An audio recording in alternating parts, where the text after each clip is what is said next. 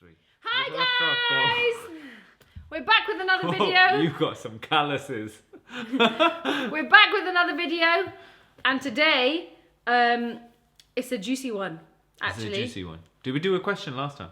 Oh my god, yeah, yes, we're back. we did. We're back on questions. We did do Every a now and question then we'll last do time. just our own thing, but we've got some questions to do. And we're both matching. we're both matching.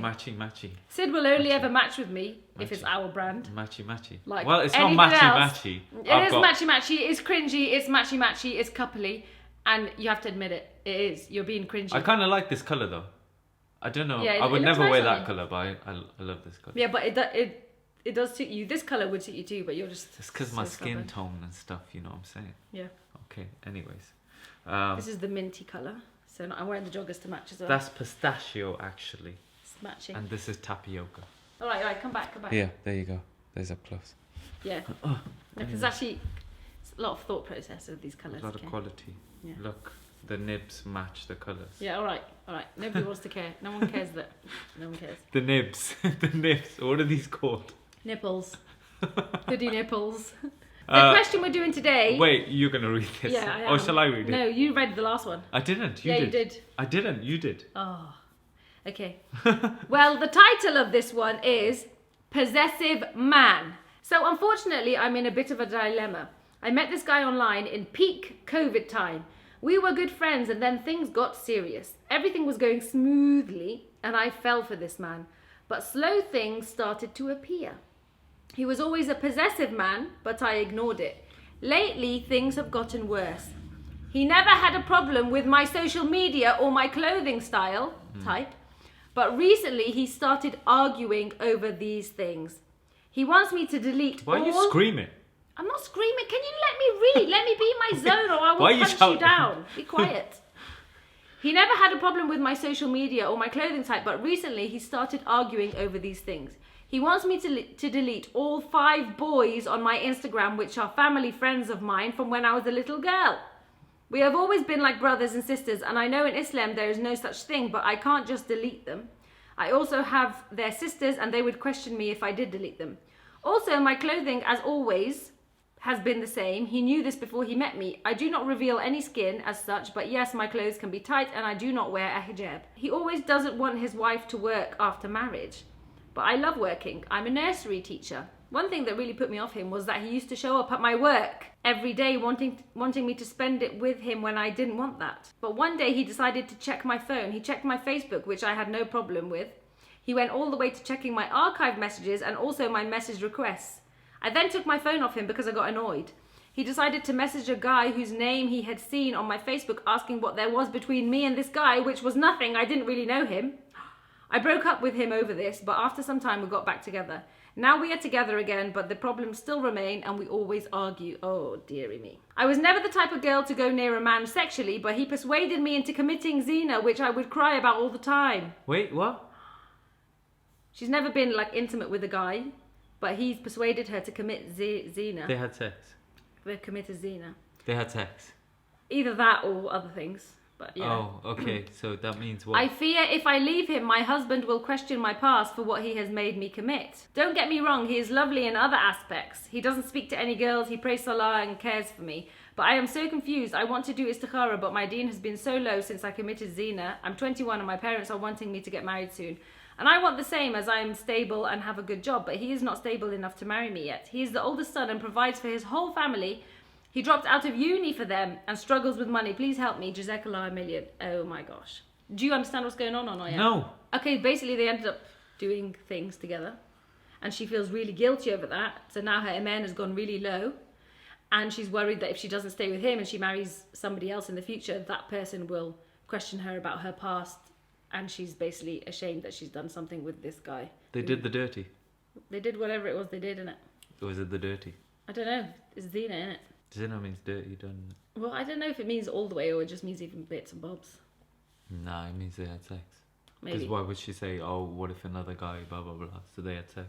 Yeah, probably. Yeah, so they did the bing bang bosh. So the first thing I want to say is, don't let the fact that you did, that you had sexual acts with this possessive man, don't let it make you feel like you have to stay with him just because you did that with him and you can only do it with one person.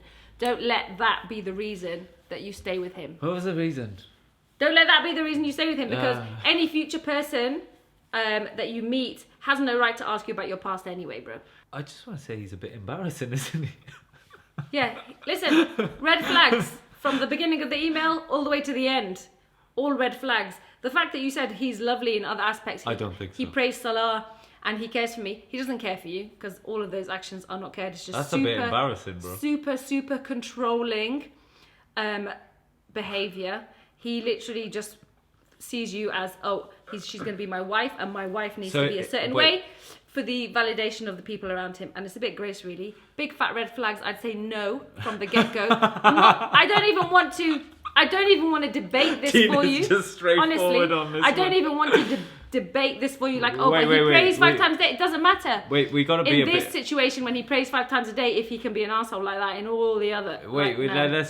Let's just give some context. By the way, I agree with you. What's the context? I agree with you, but that we have to give some reasoning and rationale behind our way of thinking and processing the information that you have given us. Well, usually these things start happening after marriage. Yeah, so the fact that he's shown you these kind of possessive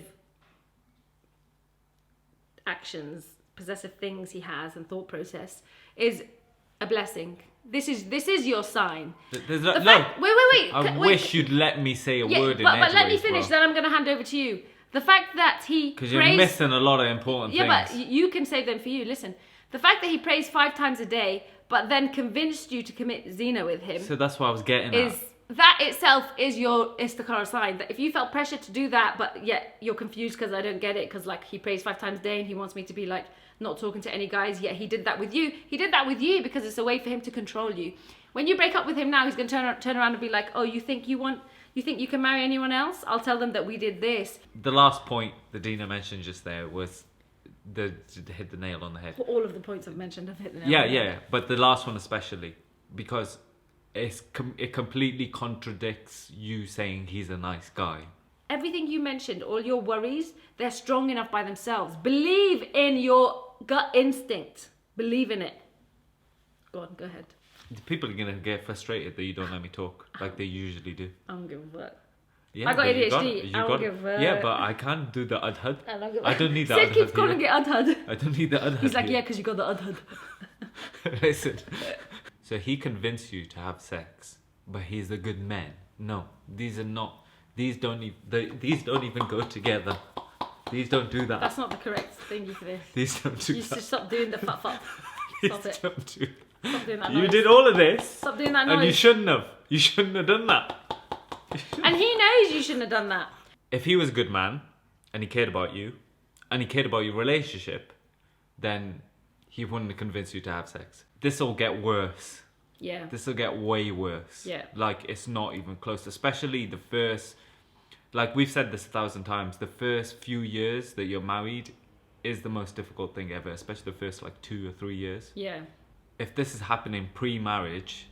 Take it as a sign. Wait till the first 2 or 3 years. It's crazy. Yeah. Like... And the fact he doesn't even want her to work, man. Allow it. Yeah, You've got a good... He wants to take away everything that you have going for yourself so that when he leaves you or something goes wrong... So that basically you can never leave him. That's how being possessive is. It's also being controlling. He strips you from everything that you know, everything you've worked towards, so you have nothing, so that you can't even leave him if that's what you want. You feel like it's not even an option, because what would you even do? So we mentioned this. This is actually, we touched on this in the last video, and it's exactly the same thing. You don't want to put yourself in a, like we said last time, you don't want to be in a position where you rely on your partner for supporting you in all this, and you've left your career, you've left everything, you've left everything to be a wife.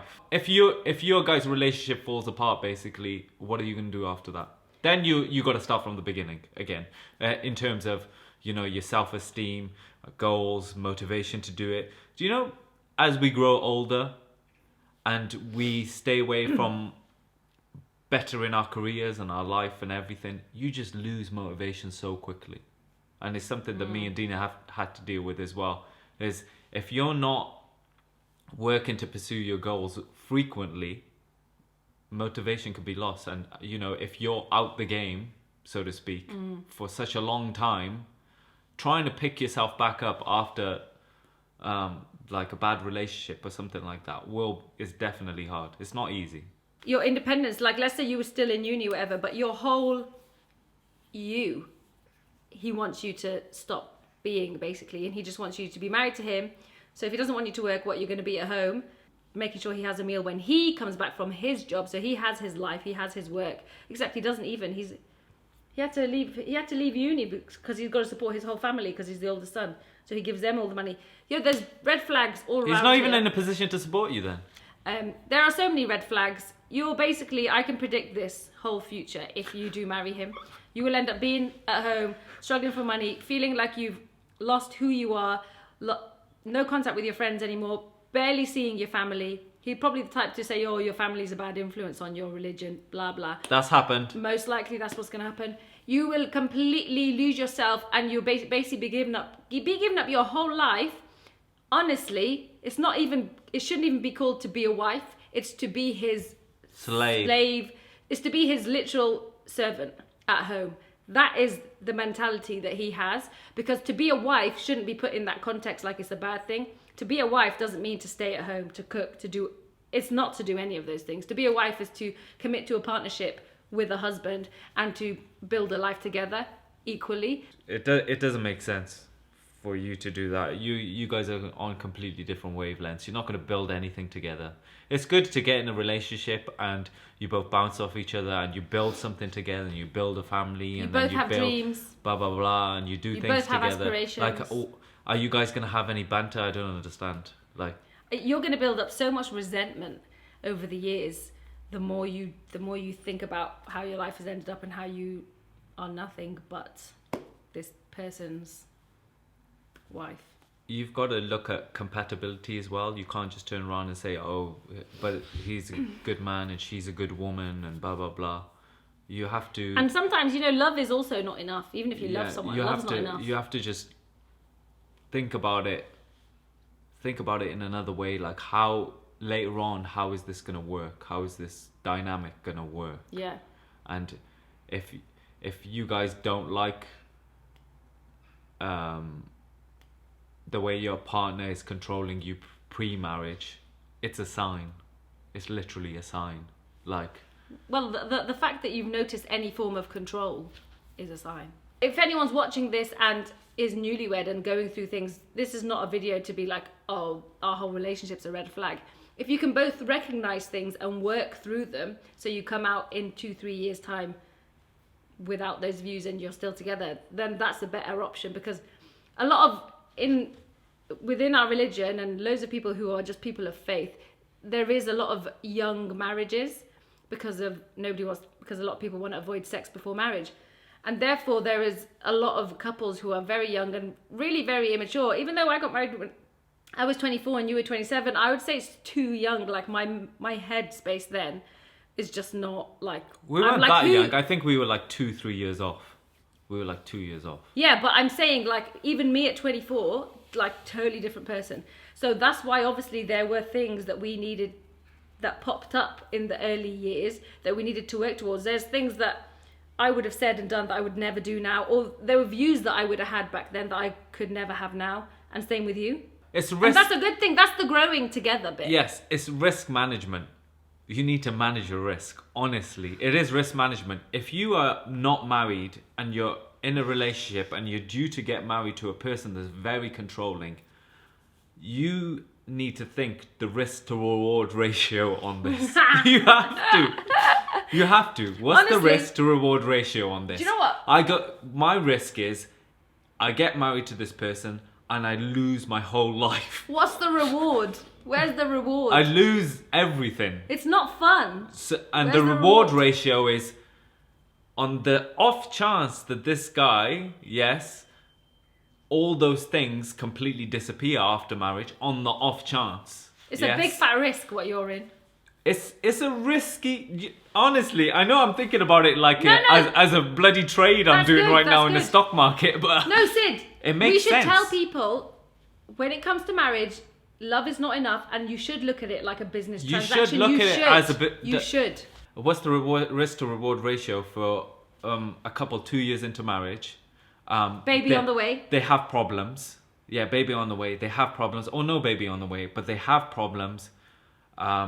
What's the risk to reward ratio if they were to stick it out for a few more years? Yeah. It would.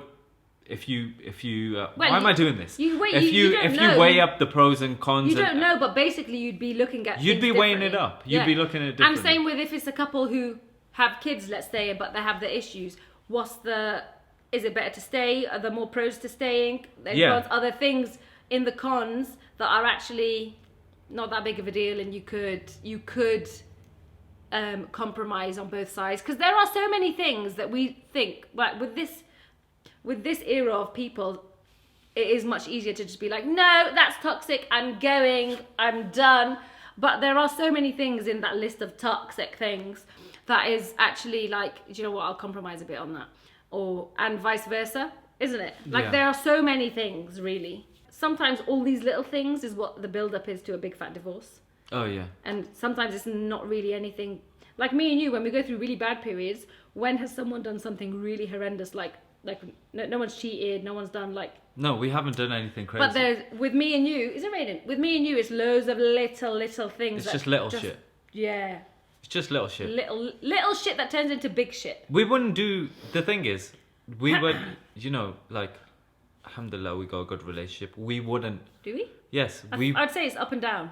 It's up and down, but Yeah. we would never, ever do each other wrong. Well, I wouldn't. I would never do you wrong. Like, Well, we say that, but then if it was to get thingy, I'd genuinely never go would. out and cheat. Oh, cheating. Like, yeah. that's what I mean. I would never do you wrong. I'd never do you dirty. I get like, you, I get you. I'd never Because, go you and purposely I'm gonna do this to Dina. Like, that's Yeah. people do that. That's Yeah, weird. well, we do a lot of things to each other, not meaning. Yeah. And there's a big difference in that when you don't mean to do something, but you hurt that person, or when you're going out. hurt Or that just person. if you meant to do something, well, I'm just gonna quickly step on her phone, like Yeah. you know what I mean? Who Like, does that? oh, stupid! Just smack her makeup off the table, shit like that. You know what I mean? It's nothing like stupid cow. Do you do that? Sometimes I like smack a lipstick over. Do you? Stupid cow. No, you don't. Yeah, shit like that. It's nothing like. You know what I do with your stuff? Yeah. When it pisses me off. Whenever you leave your shoes lying around. Yeah, all the just time. throw the fucking No, shoes. do you or know, some have you shit. heard your shoes clunking? Yeah. I just legit launch them into Yeah. your room. Yeah, stuff like we're both sleeping in a bed, like pull the whole duvet Yeah, move your over fat shit. stuff like that. You know what I mean? It's not anything serious. Anyways, we've gone We've completely got to end off this video topic. now. Yeah, Big fat red flag, don't marry him. I agree. Yeah. All right, see you in the next one. Bye. Bye.